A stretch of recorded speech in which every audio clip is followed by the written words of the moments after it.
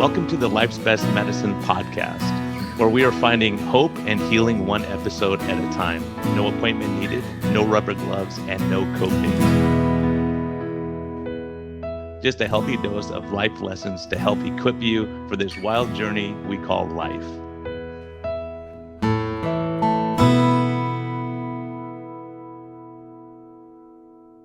Hey everyone, we made it to October. We're almost done with this year again, believe it or not. And just wanted to give a shout out to Simply Snackin'. Thank you for your support this year. Thank you for bringing these stories to people and for having a great product, a product that I can believe in, that I can recommend, and that I enjoy. Have to hide from my kids so they don't eat them all. So I have a special stash in the garage, but don't tell my kids. But they'd listen to the podcast, so I might be in trouble now. But anyway, Simply Snackin', thank you for all you do. And these stories are life-changing, really. These next two episodes are so impactful, and I think it's really can be life-changing and life-saving for people. So a lot of us have given up hope. And so Simply Snackin', thank you for making this possible. And everyone, please enjoy this episode. And I think I would have a Kleenex or two around for the next couple episodes. That's just my recommendation as a doctor. It's not medical advice, but I recommend it. So, but thank you for listening. This is really, really powerful stuff. And this is why I did the podcast. Thank you for listening. Hello, and welcome back to the Life's Best Medicine podcast. Here we go. Here's episode number 3. This is my first repeater guest. But the story is unbelievable. So, yeah, I'm glad you can stick with us through all this. I think it's going to be powerful testimony for everyone. It is for me. And so, Marcy, Garrett, welcome back. Thank you. Thank you. So the saga continues. You're raising all these kids, yes. And you're going through all the boys. We had just moved into this dream house that we thought was going to be, and it was an amazing place to raise our children. But it's not like everything was perfect, after that. We had many struggles, and, one of the things that was interesting, so it was a very affluent area. So all of a sudden I was in this, I'm not trying to be boastful or anything, but, housing prices are crazy in the Bay Area anyway, right? You can't even compare it with normal places in the country, but, so it was like a $2.5 million house that we were in, which is crazy, right? Just crazy. Like here we are in this beautiful older Tudor home, just, and in this amazing city that had these amazing schools, and the kids were in school. But what's so interesting, because all of a sudden we were around all this affluence, and all these people thought that we were like them. That we had money like they did.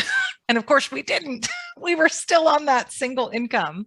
And now we had made a lot of money in our Oakland house when we sold it, because that, sold for over $1 million, which was crazy. But, we knew that we were going to be investing, and we invested in that other house. And, but we didn't have the kind of money that other people had living there. And Jerry was still on his salary. I don't even think he was making, maybe he had just started making 6 figures, which, everybody else there, it's a city of like multimillionaires, it's crazy. And there we were, just our little humble selves. But it was the first time that I really, felt some judgment from people in that way, because, I would still have to like apply for scholarships for things, at the school.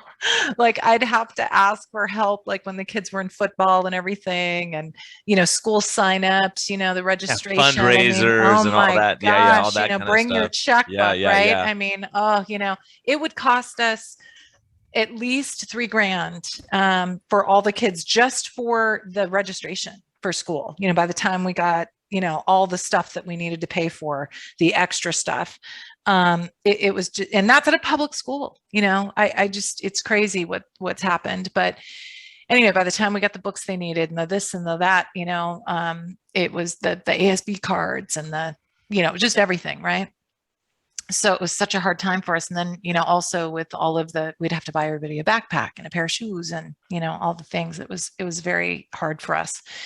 And so, with the athletics programs and everything, there were always, we'd have to it ended up, I don't know, it was always like $350 or $400 or something to join the team. And it was, it was for like the doctor and, just different things that associated with it.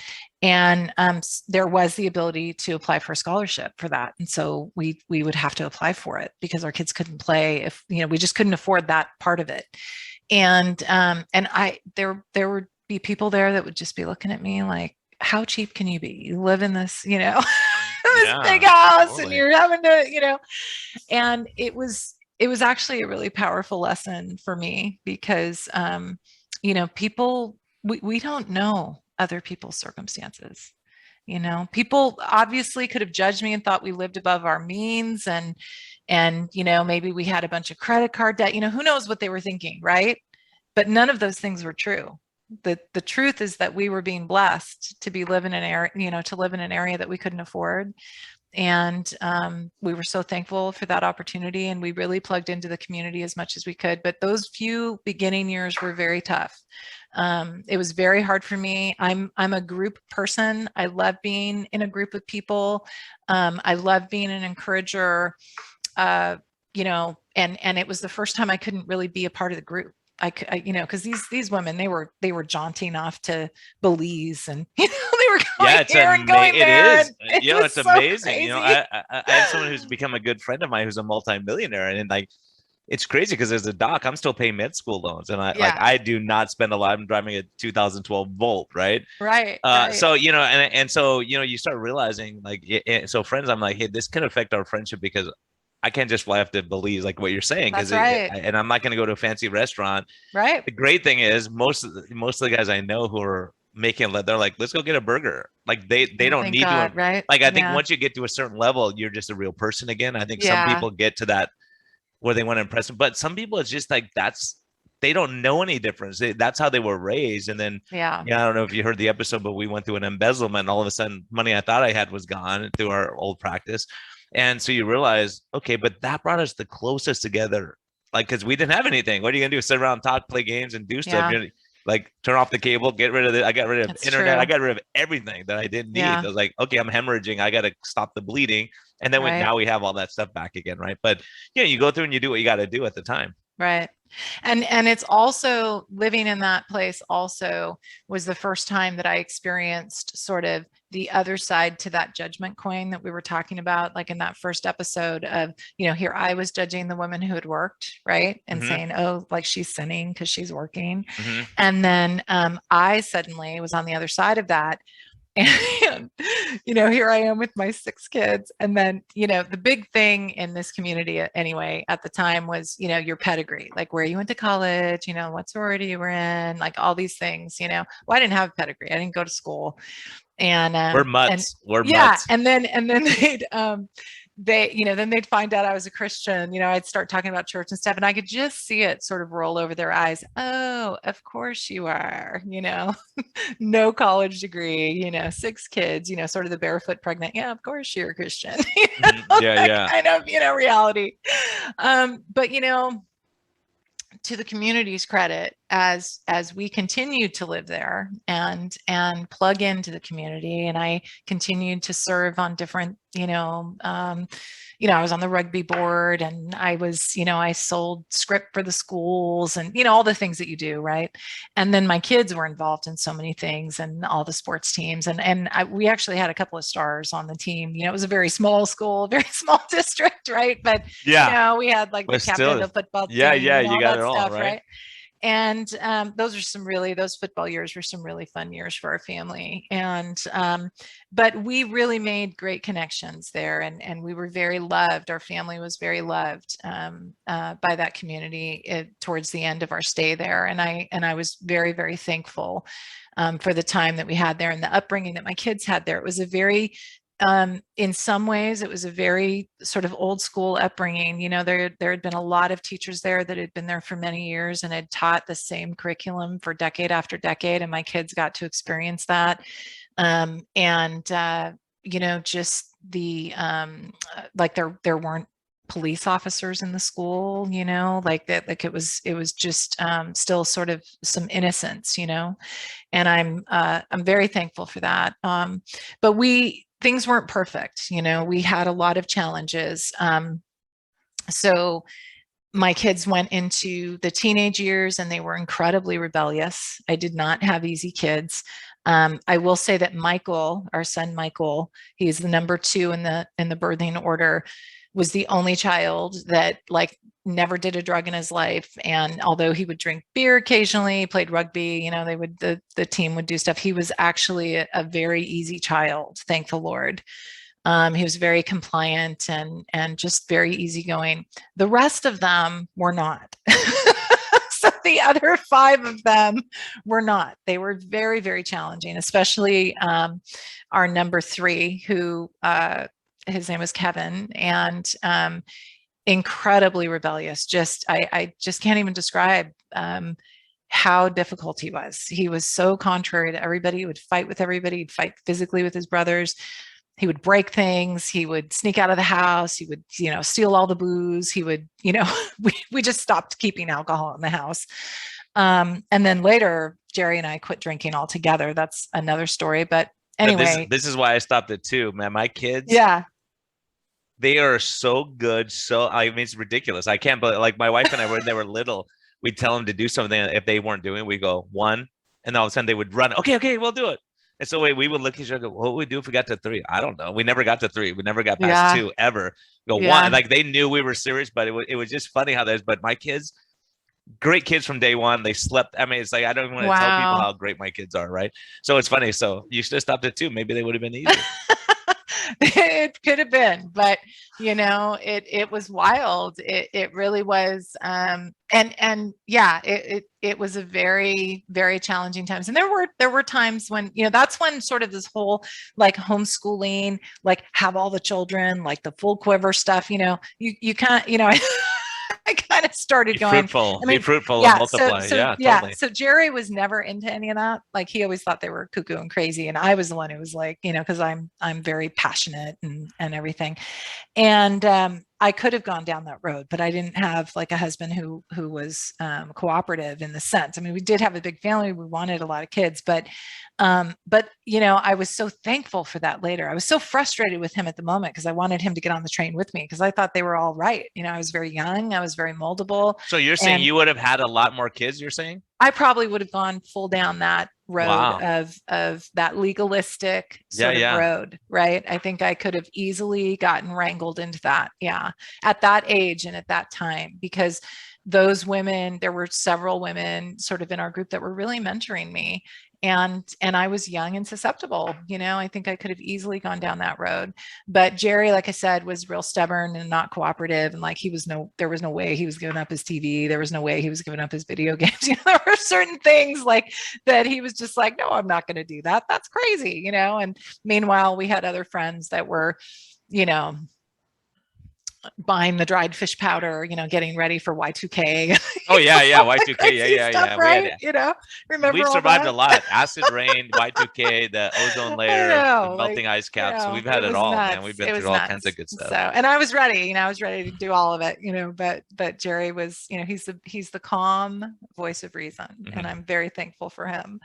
And so, you know, during that time, we had just, you know, also on top of the very rebellious teens, we had Danny was having more medical complications. One of his feet ended up actually like arching up and then turning. I think you'd probably know the term more than me. I don't know. It's a cavovarus foot deformity. Talus, where they get the Achilles shortens and Yeah, and I guess it's normally, from what I've been told, it's normally associated with other genetic conditions, but not the dwarfism that he has, the achondroplasia. And at the time, I don't know if this is true now, but at the time they were telling us that he was the only person on record that they could find that had the 2 conditions. They'd never seen it tied together. And that's something you never want to hear. Yeah. You don't hear the only one. Yeah. Oh, you know, what does that mean? Right. And I remember the doctor at the time, he said, it's like hitting the lottery twice. like the first time with the dwarfism and then the second time with, and I thought, oh, okay, and I really, at that time, I really went through some struggles spiritually, because I remember thinking, Lord, I've had such a good attitude through all of this. Like Danny was born and I didn't skip a beat. Like, I mean, of course it was shocking, but I mean, the next day, we were on the phone I was on the phone with LPA, like the next day, Little People of America. I'm like having them send me brochures. I'm like, Yeah, you learn, you educate, you do what you yes, got to do. exactly, Yeah. exactly. Right. We were on board. Like I was on board 100%. And, the pain that I felt wasn't because, my child wasn't, perfect, or it had nothing to do with that. I felt pain because I knew physically he was struggling, and I knew that life would be harder for him. And so that's what was painful about it, Yeah. But anyway, so, I felt like, God, I've, gone through all this stuff and I've tried to be obedient and I've tried to have such a good attitude. And like, why does he have to have this also? Like, why this also? Why do my other kids have to be so difficult, so rebellious, so challenging? And, why does it have to be everything kind of at once? That's how it felt. And then, and then God said, Mom, do you remember how you were when you were their age? yeah, Right. I Right. know. It's funny how that comes back, but it It does somehow. does. It does. And Ryan, at the time, Ryan was our number 5. He had been diagnosed with ADHD from the time he was young, very young, like 6 years old or so, and it had a very severe case. And so he was put on meds when he was younger. And, I sort of struggle with that now, but at the time, we were doing what we thought was right. We had, all these, I was very young, as you know, and I had these medical doctors telling me this is what's needed and everything. And so he did well in school. He was brilliant, and living in the district that we were in, as I said before, intelligence was really prized. And so even though he was pretty awkward, and social situations were awkward for him, he had trouble connecting with people in a lot of ways. And later on, we ended up finding out that he was actually on the spectrum, but we didn't know that when he was young. But he was not made fun of in school. He was actually really respected because he was really smart, and that really came across in the classroom. He had a really dry, incredible sense of humor, and so he was, he was respected, but he didn't have close relationships. He had some with his brothers, but he didn't really have close friends. He had friends, but he didn't have that one person that you could, talk to. And it was his choice. There were people who tried to connect with him a lot, and he struggled with connection. That's a hard thing to see. Yeah, when you're on the spectrum, is really hard because really you're like, hard. okay, you don't like me, big deal. Like, I'm not gonna wear shoes that match or whatever. It doesn't matter to That's me. I'm right. going by comfort level or whatever. And it's really socially is really hard. And a It lot of is. kids who are very bright have attention deficit. And those are the ones Mhm. who end up, when they get it under control, they're running huge corporations. You'd be shocked at how many people in leadership positions Mm. have Mm. attention deficit, and they make people crazy. A great story is a guy from Southwest Airlines that, he was making everyone crazy, and then he went off and did JetBlue. And once he got himself under control, but he was like, "Oh, do this," and like everyone's going like, "I can't work for this guy anymore. He makes me Mm. crazy," right? But Mm. he makes a lot of great. He's done a lot of great things, but he would alienate people because he was so, like, you told me for 6 months to do this project. Now you change your mind. Like, I've been working on this. I'm like digging a hole Yeah. and filling it back in. It makes other people nutty. Yeah. So sorry, Right. but that's the No, truth. yeah, it is. It is.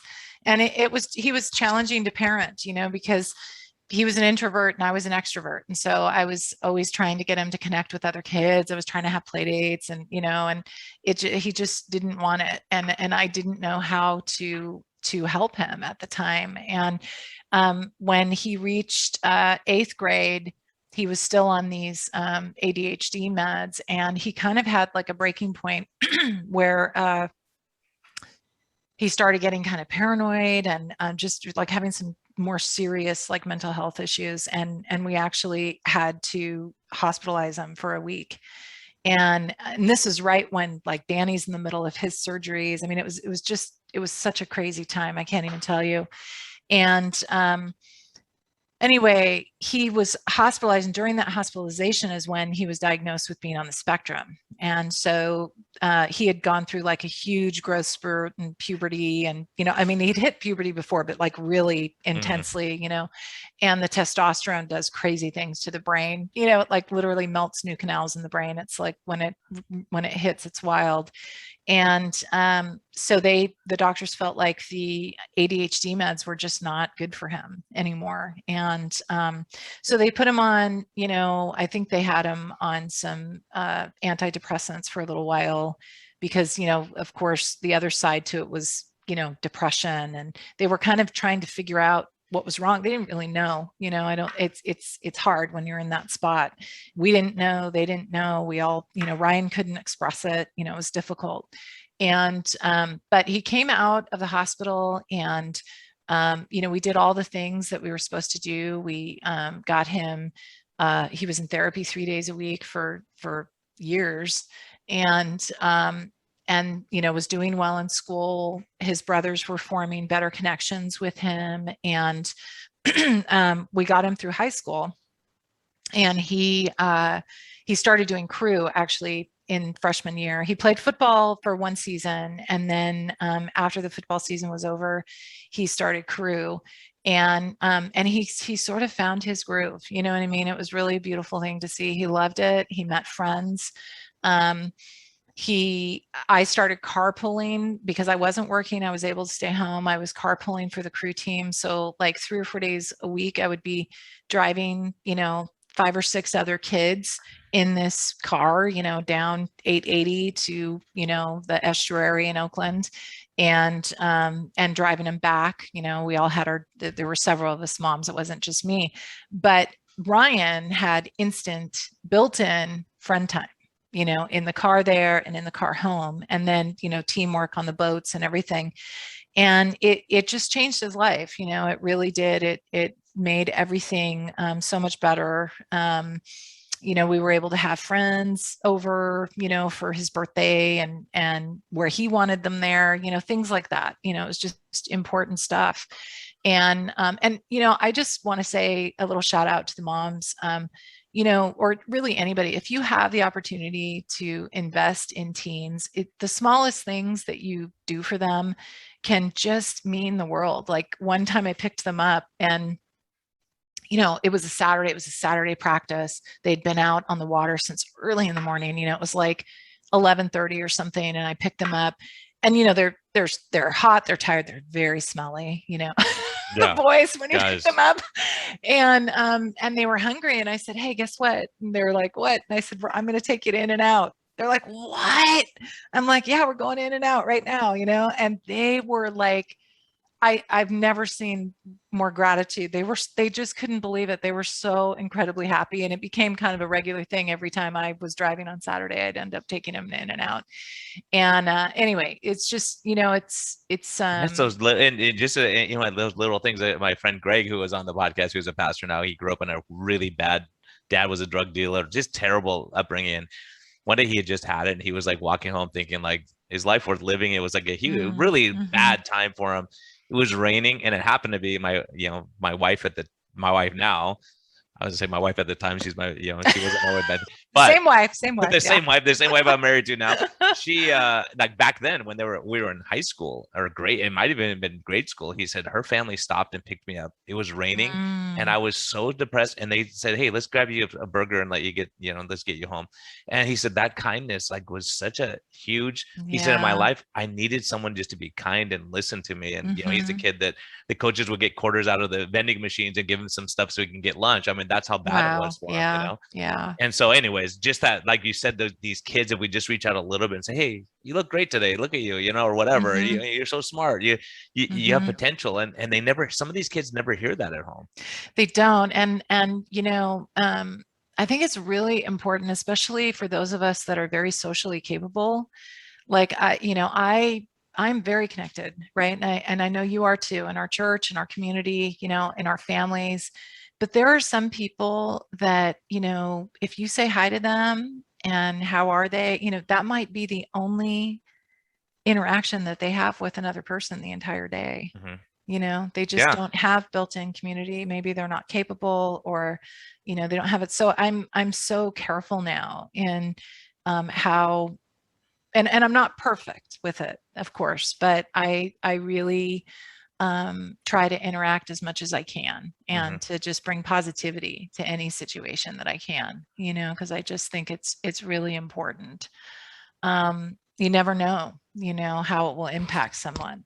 And so Ryan, did really well in school, and he didn't graduate at the top of his class or anything, and he didn't go. Most of all of our kids actually went to junior college before they went to university, and so he graduated from high school, and there were things that were really hard for me, like in the yearbook, like there's always, the senior photos, and, he had a senior photo, but they do like the baby pictures, and they do the quotes, and they do all this stuff, and I love all that stuff, right? As a mom, I love all that.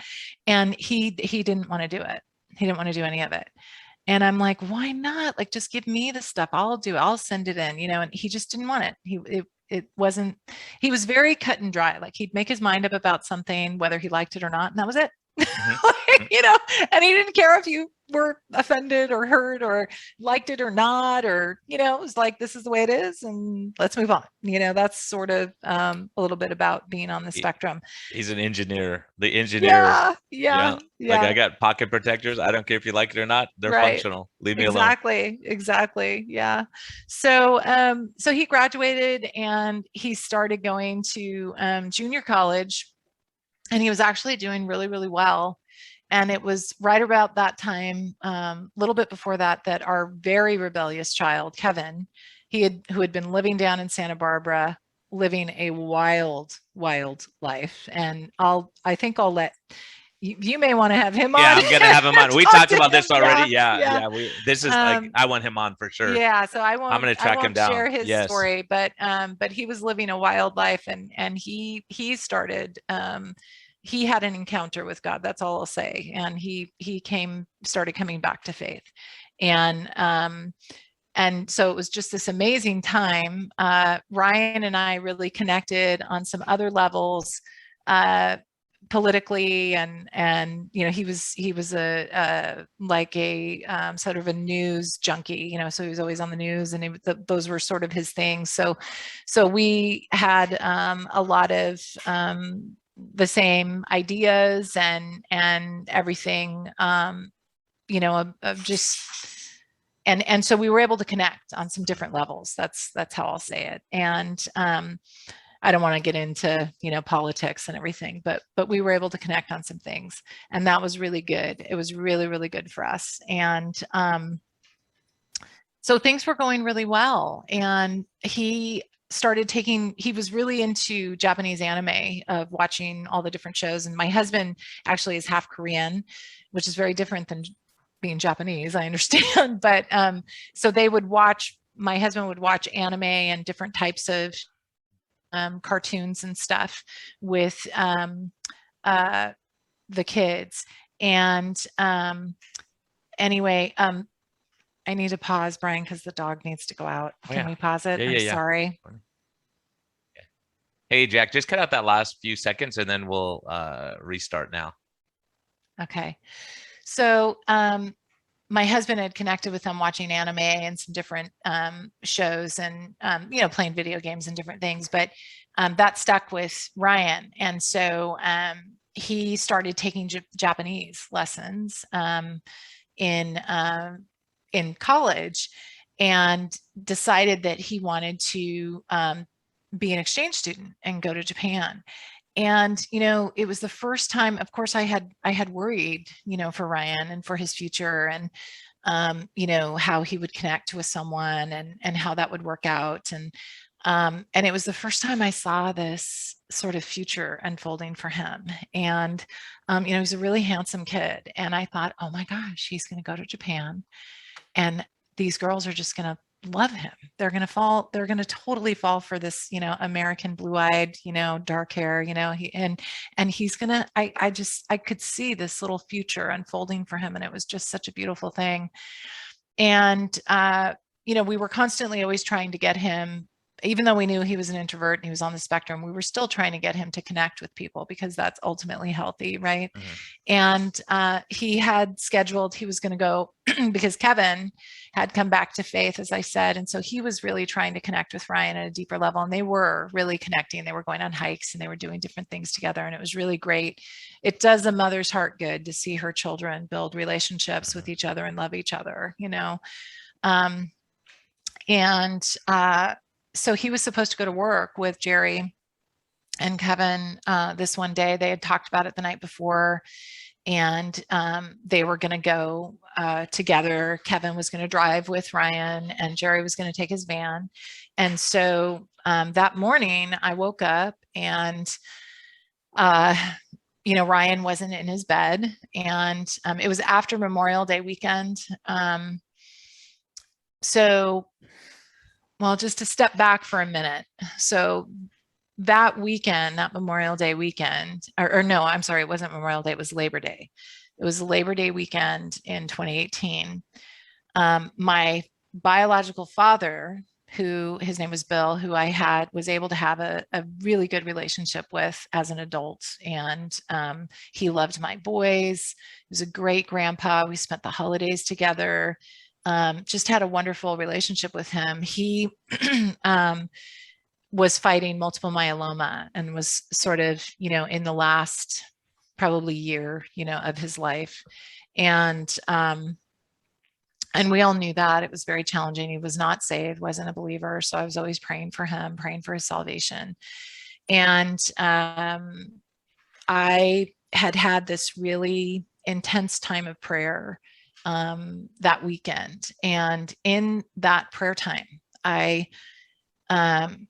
you know, this doesn't happen very often where I get like, you know, visions or anything like that. You know, you hear believers talk about that, but it doesn't really happen to me very often. But I had this vision sort of unfold of this memorial service that was happening at our church. And I didn't see our family or anything, but I saw the church, and I couldn't necessarily see the people that were there, but I saw that it was full.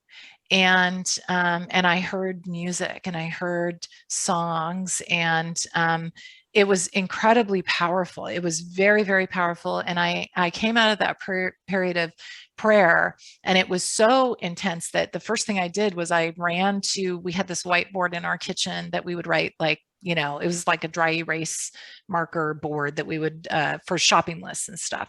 And I wrote the names of the songs that I heard. And those 3 songs, they were It Is Well With My Soul, another hymn called Glimpses of Glory that was written by Brian Jeffrey Leach, who was a pastor at our church at the time, and then What a Beautiful Name.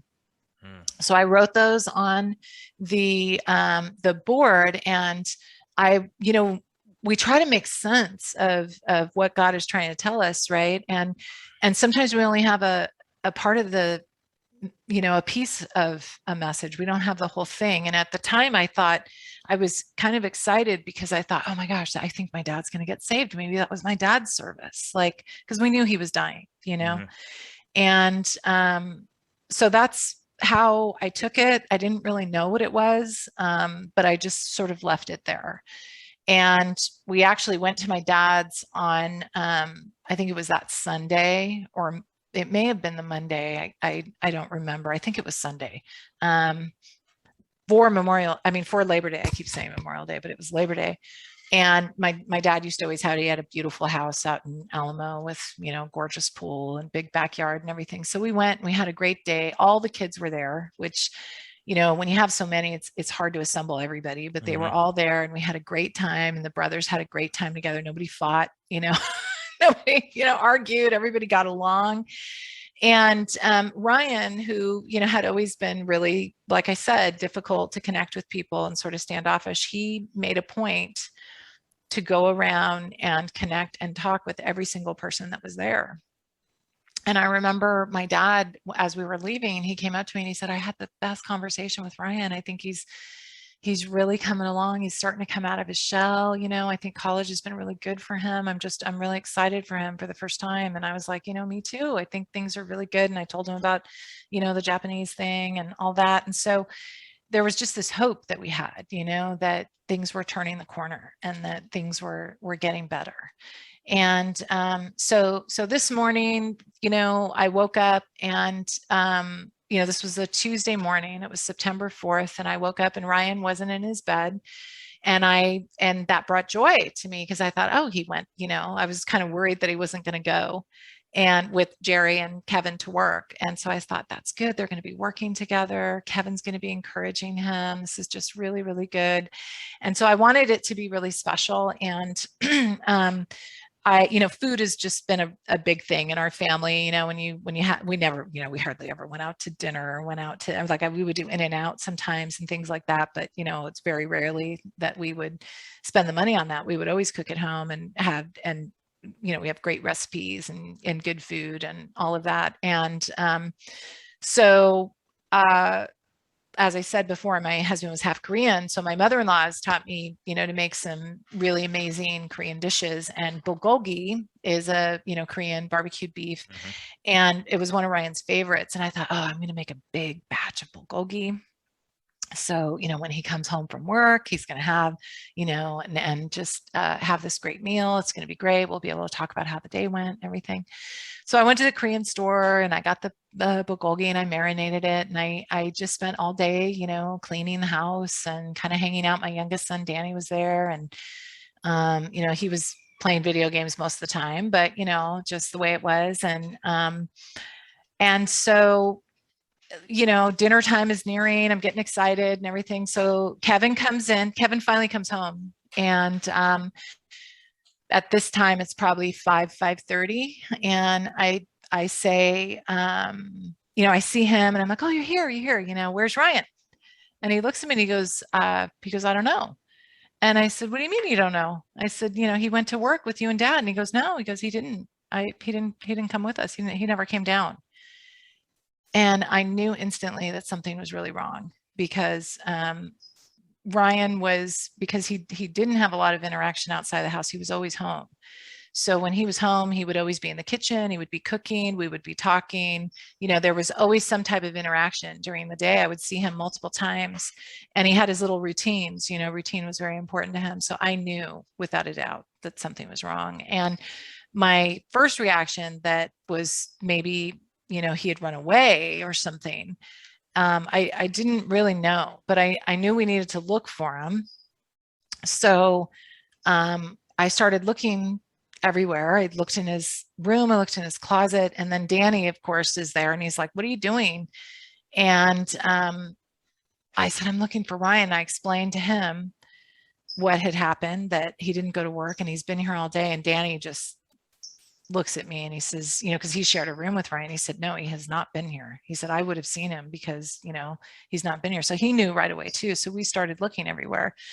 And Kevin, I think, was in the other room at the time and he was kind of oblivious. He'd just gotten home from work. He was tired, you know, so we searched everywhere. We searched in the basement and everything. The last place was, we had a separate garage from our house. And so I was going to walk out there and Danny actually stopped me.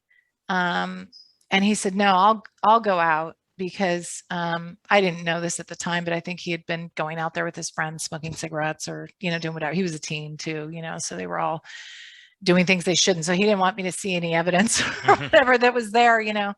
And so he said, no, let me go see. And he walked over towards the door. And he stopped because the garage door, the side door, I should say, was open. And he looked back at me and I'll never forget the look on his face. And I said, what? And he just looked at me and he said, he's dead. And I just could not believe it. I said, what do you mean? What do you mean? And he said, he hung himself. And he ran back in the house with me.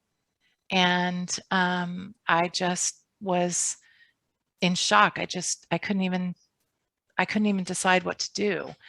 And so then I remembered Kevin was home and we went and we banged on the door and poor Kevin, he was in the restroom, and we started yelling and I told him what happened and he bolted out and ran out there, and I'll never forget the wailing that I heard from him.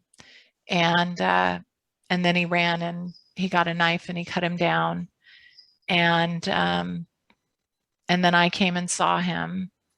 I remember he tried to prevent me from seeing him. He said, no, don't go. And I said, no, I don't even remember saying this. This is, Kevin repeated it to me, but I said, no, it's my child. I want to see him. And I saw him, and he was gone, and he had been gone for a long time. You could tell. And so I went in the house, and I was completely in shock. I wasn't crying or wailing or any of the things that you think that you would do. I just was, I just was like, numb. Yeah. I can't even describe it. So I had to call 911, and I told them what happened. And, with their training and everything, they didn't really understand. They were trying to say to go and, do, like, check his pulse and, all these things. And I'm like, I just put the phone down. I just said, send your people. He's already gone, put the phone down. Yeah. I couldn't even talk to them. And then, before we knew it, the police were there and everybody was there, and it was just kind of a whirlwind after that. And, very traumatic. We had no idea that he was, at risk. We didn't have a note. There were just all these things that we didn't know at the time. And we ended up finding one later that was privately addressed to just Jerry and I. He did not want to say anything to his brothers. And it was just very, very, it's not funny, but it's funny because it was very much like Ryan. He was very just sort of cut and dry, and this is it. Yeah. He just said, he realized that he was going to struggle for the rest of his life, and he just didn't want to do it, and that was it. So he made the choice, and that was it. So, and he did apologize, because one of the things that he did say is that he had been planning that for a while. And so he was purposefully making it seem like everything was fine. Yeah. And then, there are all these things that you realize after loss, after you lose somebody, especially with suicide. You can go back and you can look at conversations and you can look at events, and you can, there's a lot of hindsight, right? But at the time you don't realize what's happening. Like that get together at my dad's house when he was going around and talking to everybody privately. Well, he was saying goodbye. Yeah. But we didn't know that at the time. And then there were there was one other major conversation that I had with him. And I just think that this was, sort of assurance for me in a way. So we were in the car, Ryan and I were in the car, and on the radio, it was, I don't know if you remember, like within a week, Anthony Bourdain and Katie, or no, not Katie, what is it? Kate Spade had committed suicide. Oh yeah. Yeah. And so there were a lot of news stories at that time about suicide. And Ryan asked me point blank, he said, do you think that Christians who commit suicide will go to heaven? Wow. Well, I look back at it now and I realize he was asking that question for himself, but I did not know that at the time. If he had just come up randomly and asked me that question, like with no context, I would have been like, what? Yeah, like, exactly. What's going on with you? Yeah. But in the context of being in the car and listening to the story, news stories and stuff, I thought, oh, he's just asking a theological question. And I said, that's a complicated thing. There's different denominations that believe different things, right? The Catholics have one view, there's all kinds of stuff. But I said, I believe that, that if somebody reaches that point, to actually go through with something like that, there's a level of mental illness involved, right? Of some form or another. And so if somebody is mentally challenged, mentally ill, struggling with depression or other things, I can't say what a person, God judges, right? God judges, so he determines salvation, right? But I would say, or eternity, I should say, but I would say that he has compassion for those that that are, you know, struggling with disease, and and he knows more than we do how much this world and the, you know, the fall and, you know, disease, death, decay, all those things, how they have permeated our society and our bodies, you know, and the struggles that we have. So that's kind of, you know, how we left it, that, you know, ultimately it's God, you know, who knows a man's heart, right? And who knows where that man is at. And he determines, you know, who goes into the kingdom.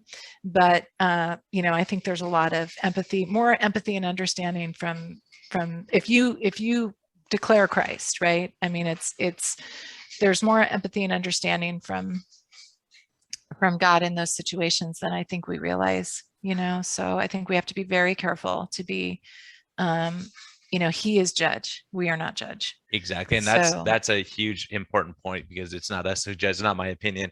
Because I like to think the same as you and say, okay, God, you're going to give me some grace, or someone grace when they're have terminal cancer and they're going to die in a few days and they're suffering. And, you know, there's so many, you know, we put our value sometimes on God. And so it's hard, because a lot of people ask me who aren't believers, I go, well, do you think when I die, I'm going to hell or heaven? I'm like, it's not my choice, not my decision.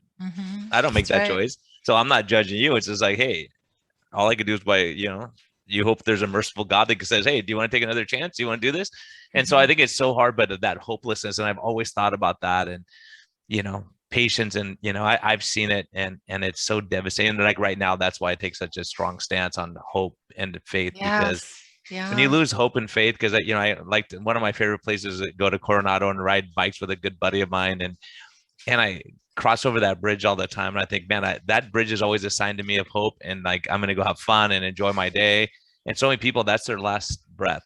Like they say, that's it. There's no more to go. And so right now, and I think that's why I really wanted you on this podcast too, because right now, a lot of people are contemplating suicide. A lot of people are having family members kill themselves. A lot of people have lost hope. They've lost their businesses, their families falling apart. They see, like your son did, that there's no hope. There's nothing that's going to redeem me. There's nothing that's going to help me to be normal and to have a good life again, and, you know, whatever it is. And I think when we get to that point, it's so hard, especially, and I'm sure you all rack your brains thinking, what else could we have seen? And it's so hard, because sometimes there's just not a good answer for us. And we have to be okay with that sometimes. And sometimes people ask me like, what about this? And I'll say, well, I'll ask God when I get there. But for now, I'm just not going to know the answer, and I got to be at peace with that at some point. And that is the truth of it, you know, so like, you know, Danny being born with dwarfism, is there fairness in that? No, it's not fair. You know, it's not fair. I think, you know, people will say, oh, well, it was God's plan that things worked out this way. Well, for the person in the middle of that, like, to tell Danny that it was God's plan that he was, you know, born with, you know, struggles that way and everything. I mean, that's not that doesn't minister to somebody in that situation. Yeah, it's not clean and nice and good. Yeah. Yeah, you know, so I think that the things that break our heart, you know, breaks God's heart also. And I think that the verse that I cling to is that, you know, God will out for good, you know, for those who love him, you know, so everything for good for those who love him. So in the tragedies are going to happen. Difficult circumstances are going to happen. And I honestly don't know how things are going to work out. You know, I did not know how things were going to work out when we were in that torn up house in Oakland, but God worked it out. He worked all of that, you know, he worked it all out, and we ended up in this great place. And then when our family was shattered, you know, losing a child, I didn't know how things could be worked out for, how could good come out of that? How could good come from death, right? But look at the archetype of, you know, salvation. I mean, our salvation came from Christ's death, right? So the things that have come out, I mean, there's been a lot of pain, a lot of suffering, a lot of grief, you know, a lot of trying to cover up the grief. I mean, I'm not proud of this, but there was a time when our whole family, even Danny, who's, I mean, he's an adult. He just turned 22, but he was 18 at the time. We were all like chain smoking. We were all smoking cigarettes like crazy. And I'll never forget, I was on my porch and one of the ladies from my Bible study came, and she'd only, I clean up really well, right? So everybody, I was this, Christian Bible study teacher, and I've always been really open with my story, to be honest. But she came up and we were talking, and I said, I'm sorry, I just have to have a cigarette. And I started smoking, and she just it just blew her mind. She goes, I've never seen you like this. And I said, I'm sorry. This is just like the rawness of I love where it. I am right now. I just have to be covered in God's grace as I was puffing away.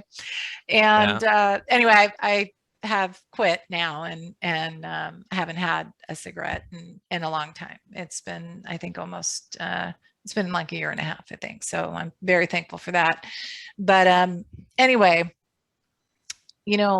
what has happened is that God moved us to Sonoma, and we felt called here. We feel like God is doing something here. Kevin had come back to faith, and this experience. Kevin's coming on. He's gonna tell his story. I'm gonna drag Kevin on because his story is like, this is like, she's telling me these stories. I'm thinking, you got to be kidding me. This is like, I wish I would write a book. Amazing stories. And then also, so Kevin really got plugged in and came back to faith and really caught fire after Ryan was lost. And our other kids, after we moved to Sonoma, Michael and Connor, both also came back to faith and are really involved now in the church, and have met all three of them have met really godly young women that, there's no engagements yet, but, we'll see what happens. We'll see what God does. But it's amazing to see the goodness that has come to our family right now. And, I'm just absorbing the blessings at this moment because,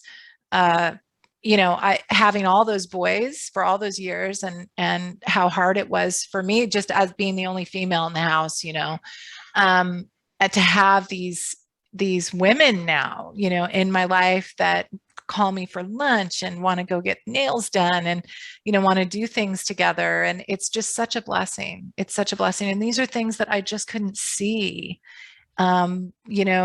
early on, when I was surrounded by all those boys and they were driving me crazy and I was in the torn up house and everything. And now I'm working, I've been working for a little over a year, and I helped to manage a boutique hotel in Sonoma. And there's so many things that I've learned about myself through that process. That's just another tool that God has used. It's really, when you're grieving, it's really good to be productive. It's good to be busy. It's good to have something to not be idle, right? Mm-hmm. And what a joy it was to enter into work after I had really fulfilled my calling and raising my children. I was really struggling, like, should I go to work? Should I, because I've always been home. And Jerry looked at me and he said, honey, he goes, you did it. Like, do you, like they're all grown now. Yeah. Like, you did your job, like you could go out and do whatever you want. And it's just been so peaceful to be able to go out and to really know that, that I did what I was called to do in the seasons that I was in. And now I just have all this freedom of working, and it was really great. I'll just tell this one little story. The director of finance, brilliant man, at the company.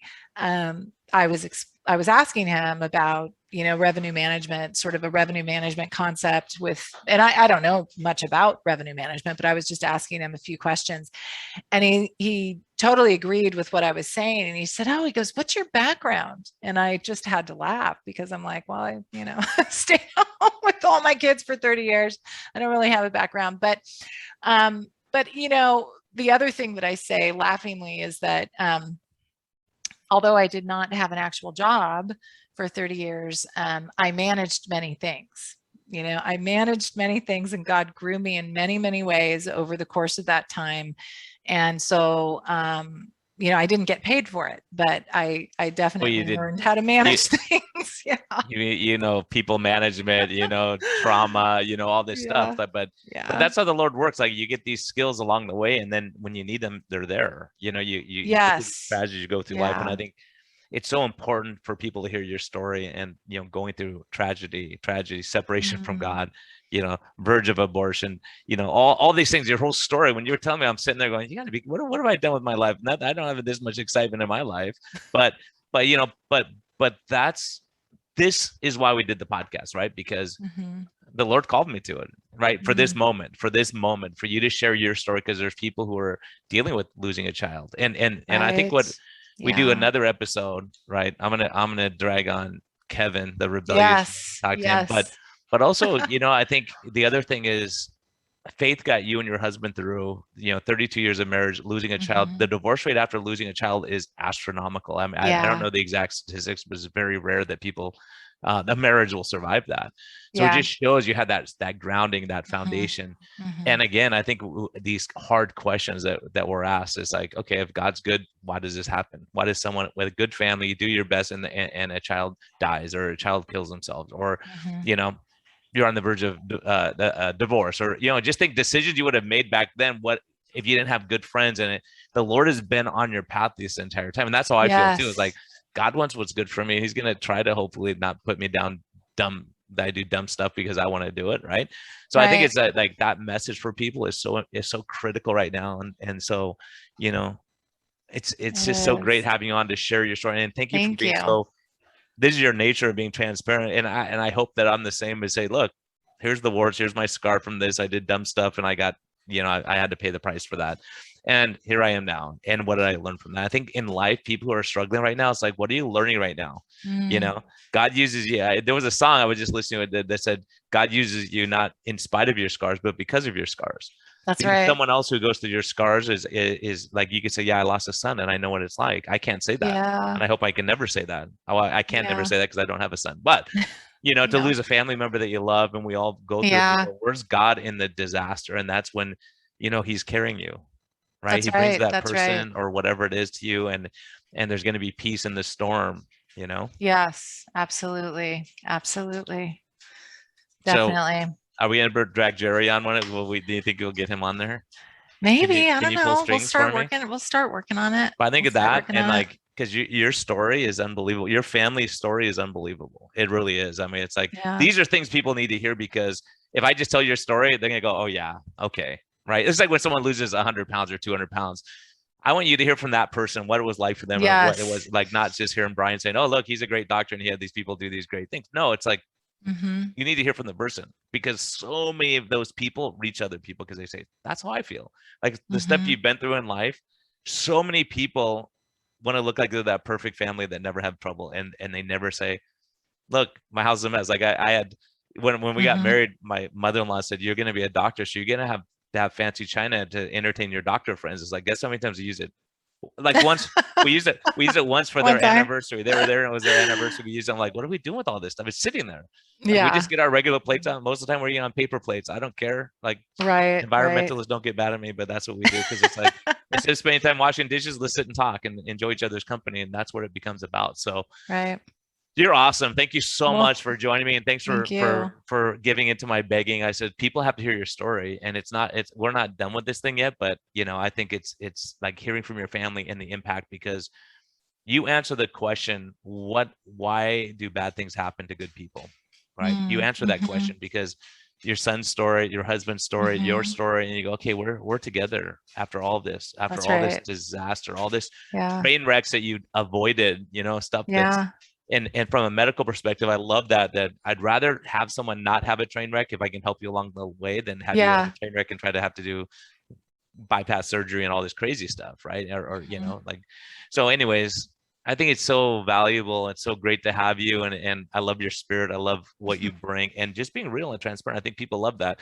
When someone said, I love people who go, yeah, you know what, I was a gangbanger, and here's my story, and I hear, and I'm telling you some of the stories I've told on this podcast are people that were Yeah. the Very worst of the powerful. worst, Mm-hmm. and then you see what they're doing now. You go, wow, that's just incredible. It's always bothered me, this Saul to Paul, and like, how does that Yeah. happen?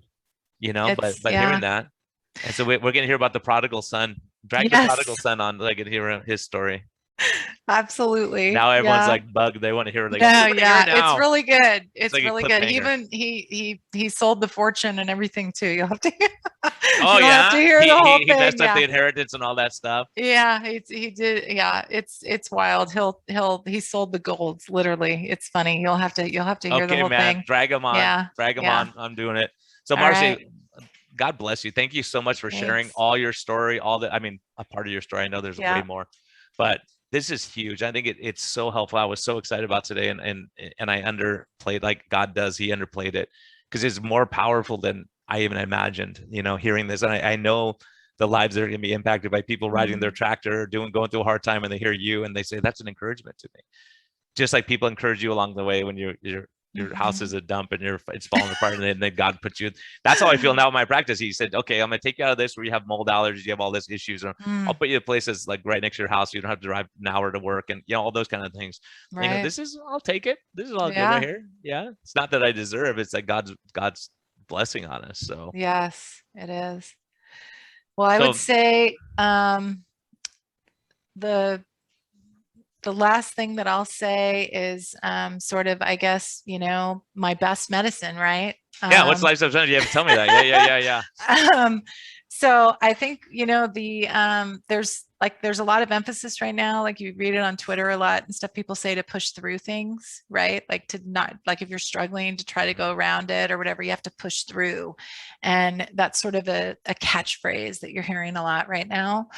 And I would say that in my own life that it's been through Christ that I have made it.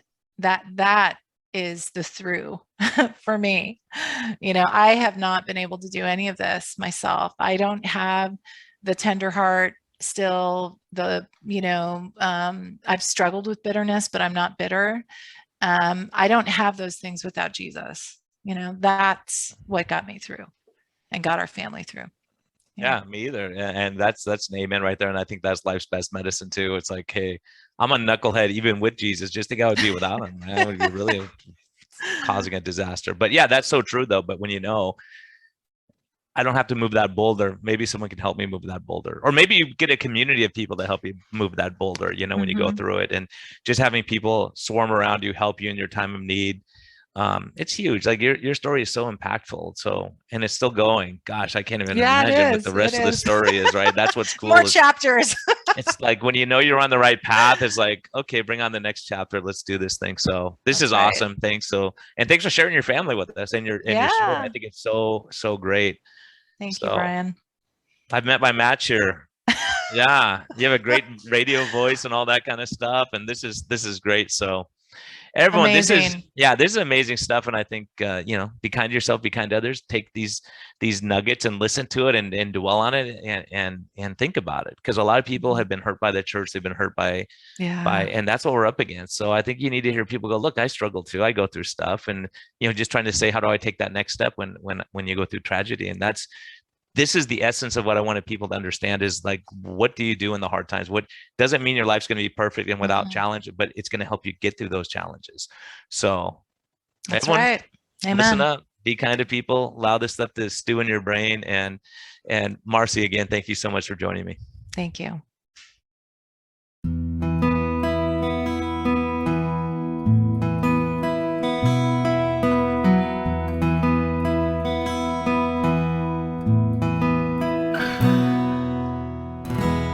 Thank you for listening to this episode. We greatly appreciate your support. We would greatly appreciate a positive thumbs up on all of the platforms like iTunes and Spotify or wherever you're listening. And we just thank you for our Patreon supporters. We greatly appreciate your help in getting this message out. We think there's a lot of important information. And hopefully this helps you. Have a great day, and thank you for listening, and thank you for your support.